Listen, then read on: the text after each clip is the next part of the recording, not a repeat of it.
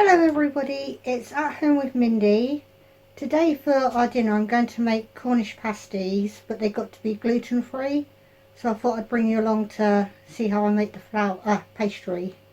I'm using a different recipe to last time, but hopefully it'll work because it's out of the BBC Good Food book. So let's get on with it.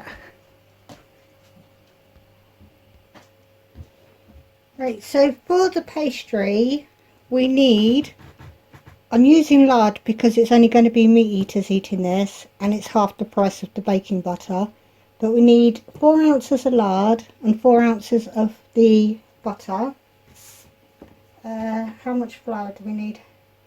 We need 500 grams we need 500 grams of plain gluten-free flour. This I got from a huge bag and I put it into here, which is why it says GF, so I know. But it is gluten free, I promise you. And we need 2 teaspoons of the Suntex gum. So I'm going to weigh everything out and then I'll bring you back. Right, I've weighed everything out now because you've got the flour in the bowl and some the fats. You can't see it very well. The santan gum I haven't done yet because it's just 2 teaspoons.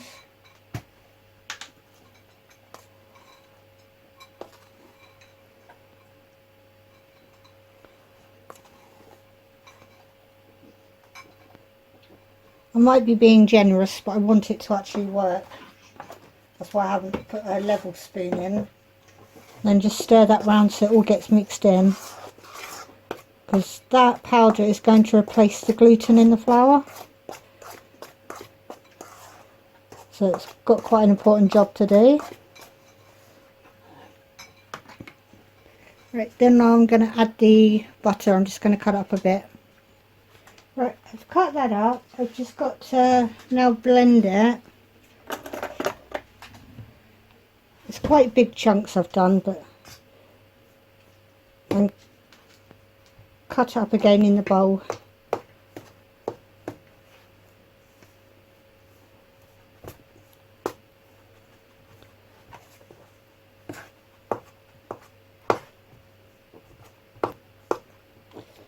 I haven't used lard in over 20 years because I don't like the idea of it being animal fat sitting in your fridge for all that time.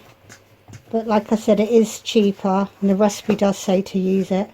I always do my flour, instead of using my fingers, which are quite warm, I just use a fork, push it down and try and sort of like incorporate it. It will come into breadcrumbs quite easily.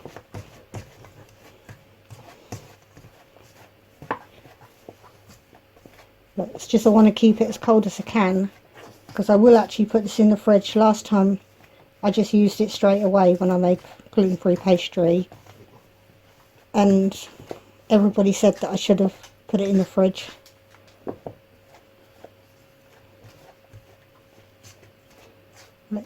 This will take a little while.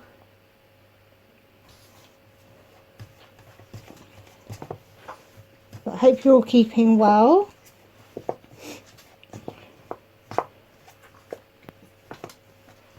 I'm going to keep going with this. Right, almost there. A few big lumps. It didn't take long, it's just so you didn't hear me moaning about my shoulders. But I've discovered it's because the worktop's too high for my height.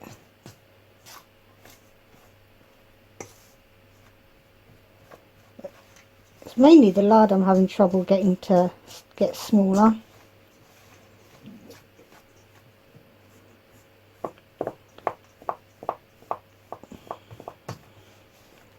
Right, how much water are we supposed to put in? Just look on my glasses. 6 tablespoons. I know when I make normal pastry I don't take any notice of how much water they say to put in.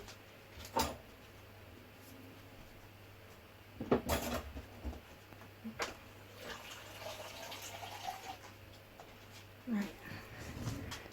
I've just got some water. I'm going to put a spoon in at a time like I normally would.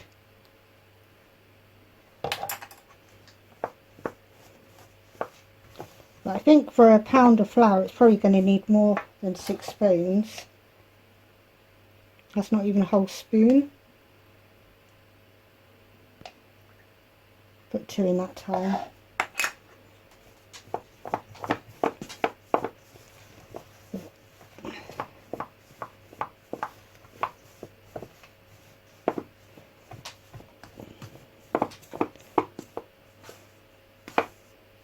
Plus they do say that the amount of water you need depends on the weather as well. And we're in England, so it is quite muggy. That's 5. I think it's going to need more than 6.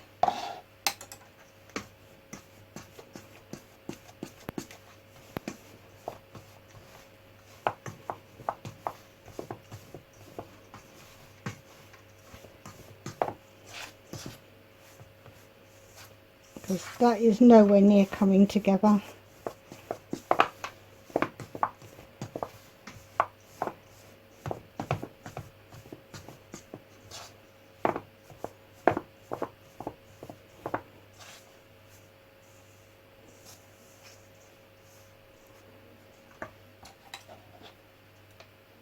So that's 7 and 8.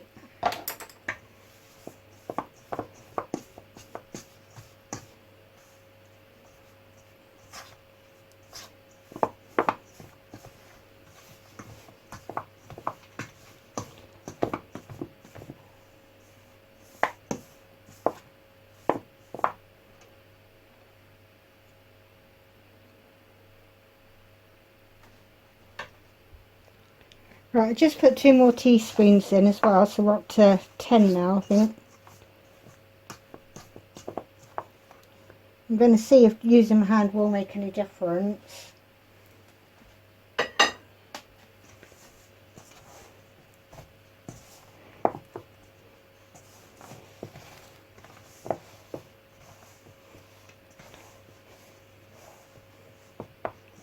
And that book is from the library, so I've got to make sure I don't get any pages covered. But I thought I'll borrow it from the library first till I can find one.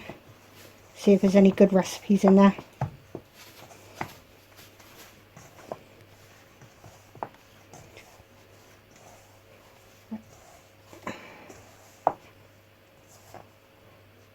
I still think that's going to be too dry myself.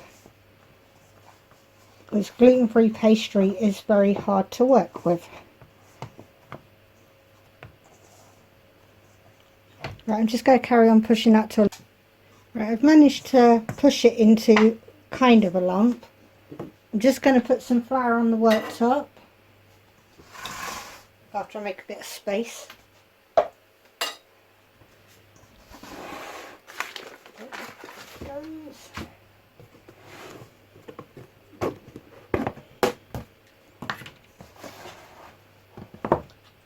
I haven't got a clean hand now. I have to use a spoon to do it.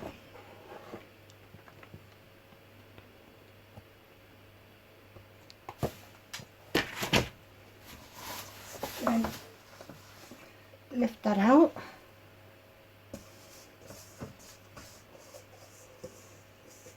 I'm not really sure what the point in kneading it is if there's no gluten to stretch. That's just me knocking over a plastic drinking cup.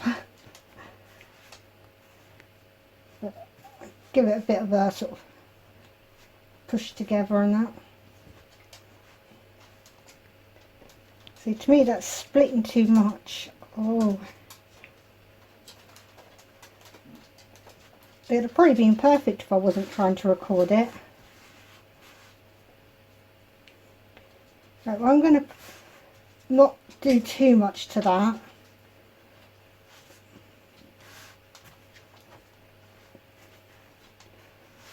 Because it's just breaking up now.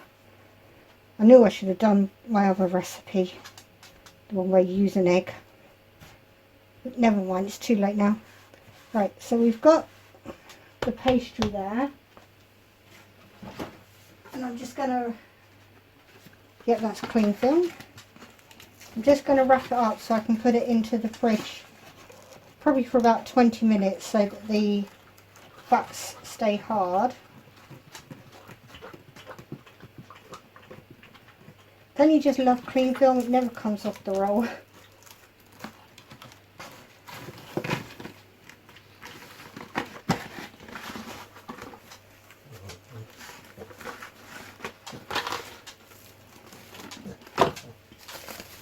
Right, so wrapping that up. That's going to go in the fridge for 20 minutes, and while that is doing, I'll just scrape it along the floor. I've got 3 potatoes, a swede and an onion. I'm going to start dicing those up, and the egg will be for the egg wash of the pastry, and I am using minced beef. That's what I always use, and it works for me, and it works out cheaper as well. So I'll see you in a little while. Right, it's been about 20 minutes. I've cut up the onion, the swede and the potatoes, and what I did is I've cut them into slices rather than dice. I just think it will cook better that way. Because when it comes to putting raw stuff in a pie, I'm always worried it's not going to be cooked all the way through. Right, so let's see if I've had any success in this pastry.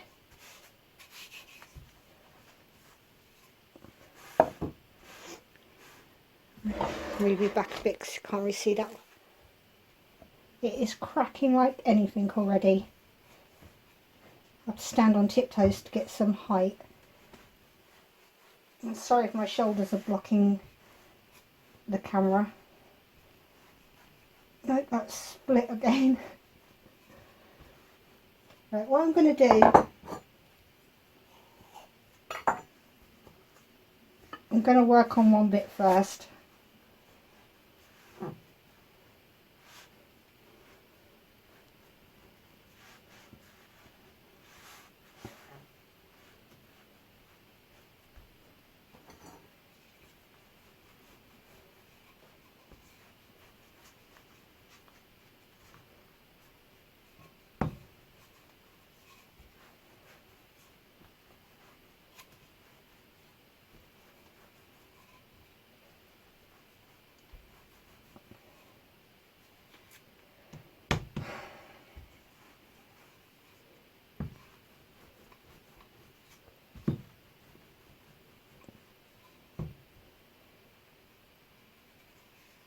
I really knew I should have done the other method. Right, let's move you right out of the way.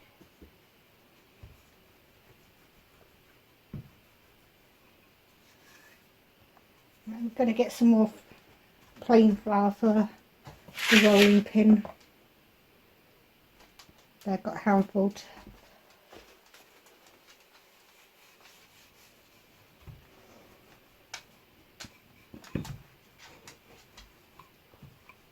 I would cheat and buy the ready-made stuff, but Just Roll, they charge twice as much as normal pastry, and you don't get so much in it. And I have not found the frozen one yet that you can buy. But then all our supermarkets are quite small in my town. We've got lots of them, but they're just small.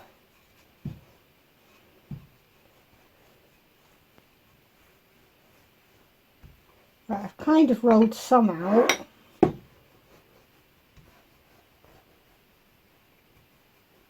Hopefully enough to at least demonstrate one first.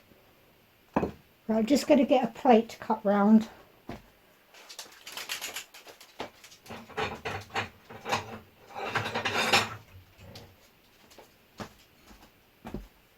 Right, I'm just going to use a saucer, a sandwich plate, I'd call it. I know some people have ginormous ones, but I'd rather serve up smaller ones And then you can always have a second, because there's nothing worse than giving someone a huge one and then finding out it's too big for them.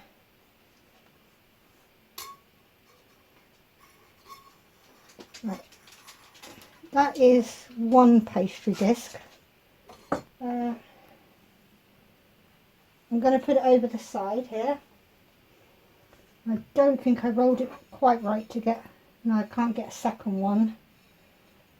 Right, I'm going to carry on rolling them off screen. Right, I am getting a bit wound up with the pastry, let's say. So what I'm going to do is I'm just going to do the one. Every time I try to get it big enough, it cracks. So I'm going to cheat with that in a minute. I've got one good circle so far.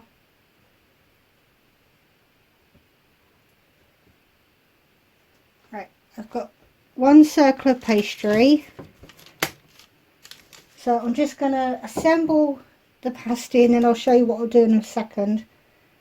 I am going back to the other method. Right, I've got swede, and it is swede because turnip is a white and purple vegetable, nowhere near as big as a swede. Occasionally you'll find them in Tesco's, because my husband's dad likes turnip, but they are tiny. Right, so we've got some swede and some onion going on, and hopefully I'll keep the Cornish people happy because I'm layering it. And then that is potato. No, it's not, that's more swede. Right, this one's potato. Normally I just put it all in a bowl and mix it together, but right, that's going to be too much as well for the size I've got. And then because I'm using the Aldi mince, that is a nice fine ground, it should go a long way because it's been made smaller. But I like my pies and pastries to be quite meat heavy. Yeah, at least like 50-50. Right, so that is all I think I can squeeze into that bit. I'm just going to wipe my hands on a cloth. I should have done it in the sink, but never mind. And then I'm going to put some black pepper on.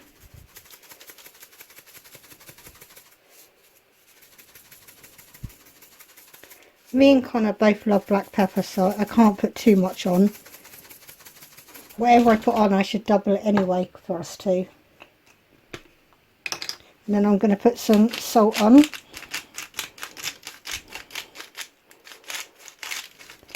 And don't worry, I will use some cleaning wipes to wipe those two things down. I'm not putting butter on because this is, what is it? It's 25% fat, so it's not going to need that butter to make any juice. What I do need to do is the egg.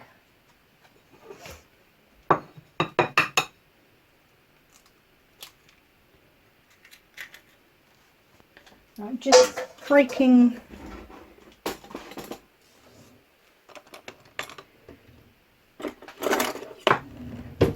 Did I put on? Yeah, I did put onion on. But I'm just breaking an egg up because we're going to have to brush the top. And normally you would, I think they just put water around the edge of the pasty, but I'm going to use egg because it's a much better binding agent.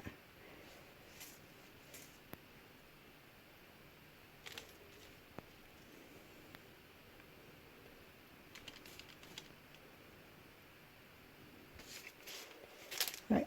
I'm definitely not going to be able to crump this either because it's too fragile for that.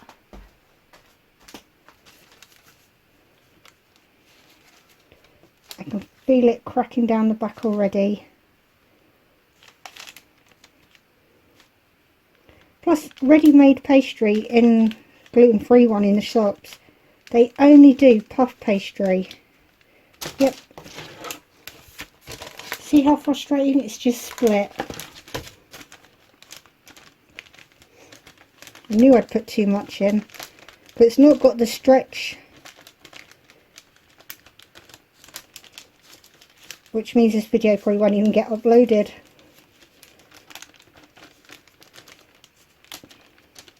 I mean, Connor, who's the one that needs gluten-free, if I served it up to him like this, he would still eat it because he is missing pastry so much.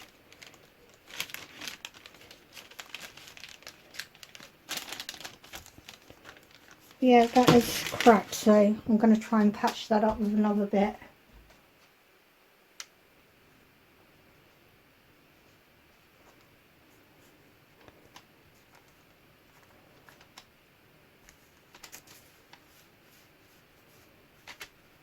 Right, I'm just going to call that a day and just put it in the oven. I mean, I put it on paper so it will definitely come off out the oven properly. Even if he has to eat it off the paper, it will be fine.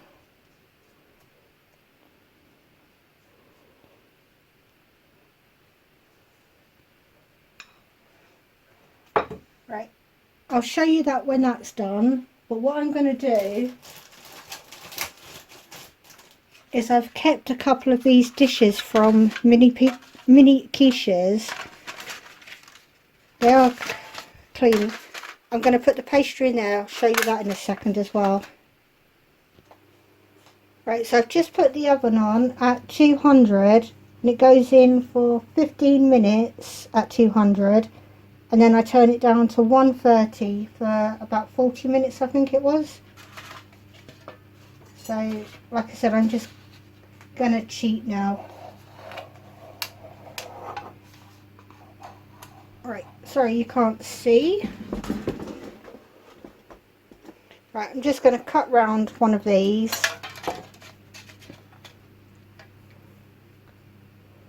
And I'm just gonna push it in, because it'll be easier to patch up in a container. And I'm not greasing it first because I normally do, and then it still sticks. And I watched Homestead Acreage, I'm not sure who it was. It's an American lady, and she just cooked her pastry straight into a pie case, muffin tray, and that worked. And then I can just put the filling directly into the case like that. Some Swede.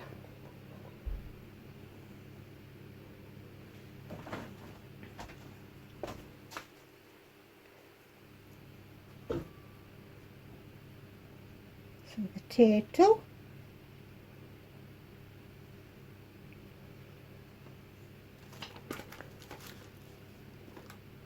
And some meat.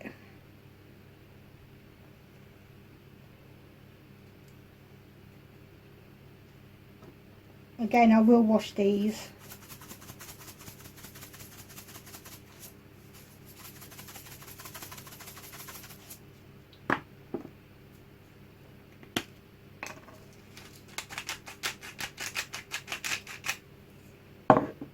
And then make a lid.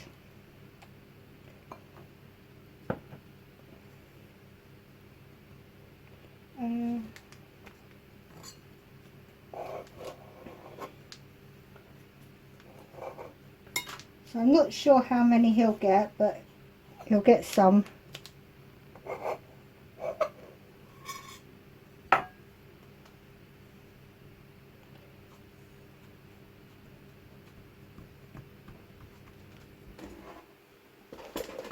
I keep doing stuff off screen, sorry. Right.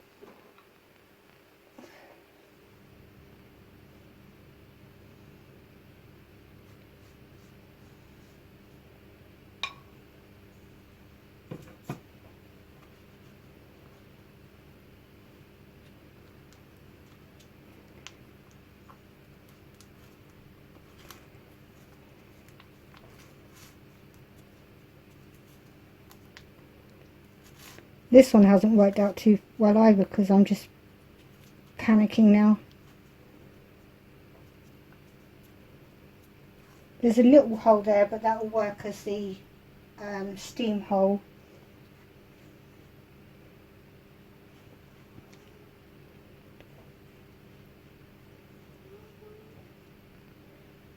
And I'll put that one in at the same time now. So that one's going in the oven as well. And I'll see you back here in about an hour. And I'll do something with all this as well. Right, I'm still really frustrated, but I have managed to kind of roll two bits out. There's one here, this one's good, this one keeps cracking, so that'll have to be the lid probably. No, I'll use that as the base.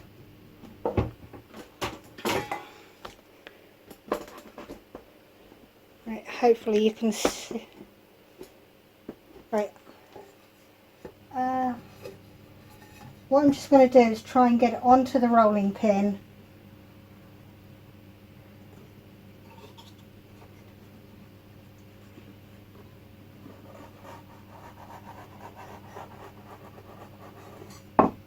It's probably better that this bit's the base because you don't see it, do you?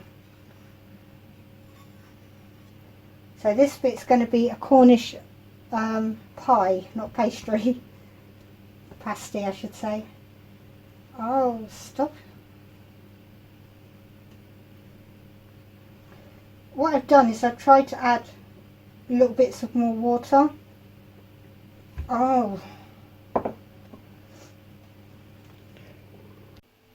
Right, I've managed to roll one good bit, I think. There.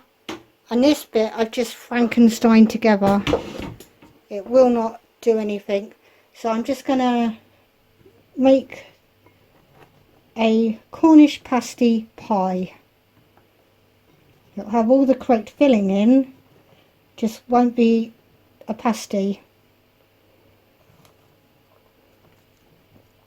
And if it doesn't come out the tin, Connor will just have to eat it in the tin. Because I am getting really frustrated. I've been off camera for quite a while trying to sort that out. I've tried sprinkling extra water onto the pastry and then mixing it in. And I know you're not supposed to do that, but I'm trying to rescue a large amount of pastry. Right, that'll probably do for vegetables. But like I said, this was meant to be our tea tonight. And if I can make this pie, then one of us can have the pasty, one can have the mini one, which will be me, and Connor will probably eat this. I mean, it's still going to taste right as far as gluten-free pastry goes. And I know the whole video is a fail, but it will just show you what a struggle it is for someone who is celiac to actually eat the things they miss. Because he really has been struggling.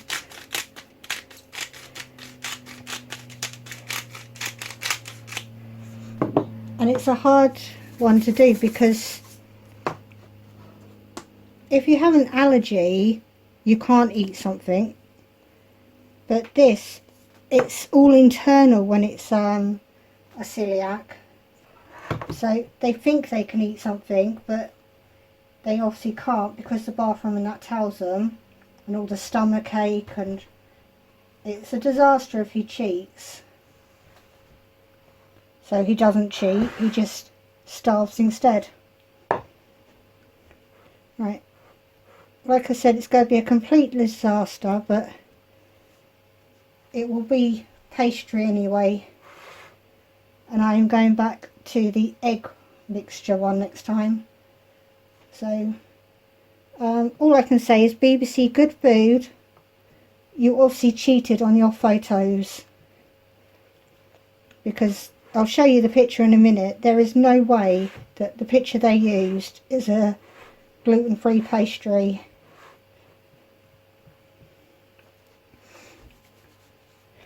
Right, So that is just going to have to be it,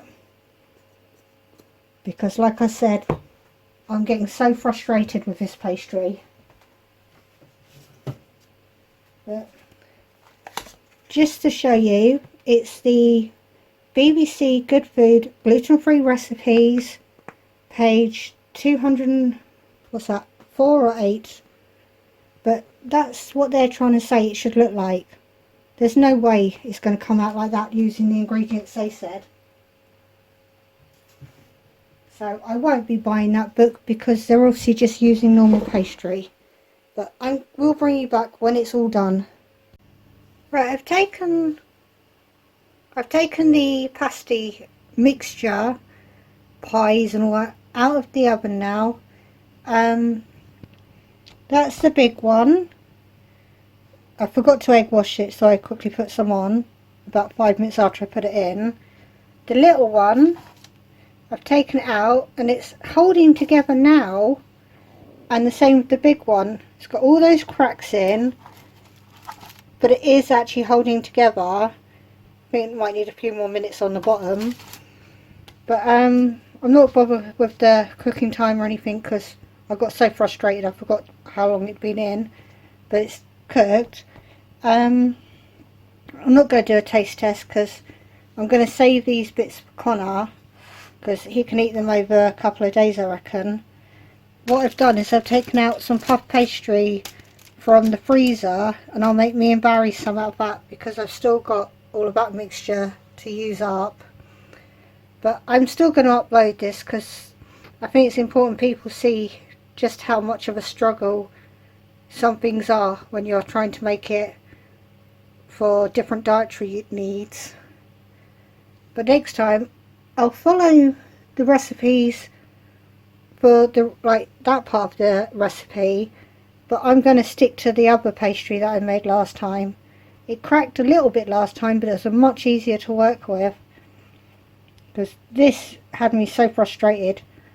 So anyway, I'm going to go, and if you did watch this video, I'm very thankful. I will just say though, as well, if you ever see ads on my videos, just skip them. That's YouTube. I can't control those because I'm not monetized. Even though I do most of the, I fitted all the criteria, they said I don't qualify, so just skip the ads. I'm just doing this because I still like making the videos. But yeah, I'm going to go, and hopefully Connor will enjoy that for dinner. And yes, I'm putting all my fingers over it, but my fingers were all over it anyway making it. See you on another video. I don't know what it'll be yet, but I'll try and get back into uploading.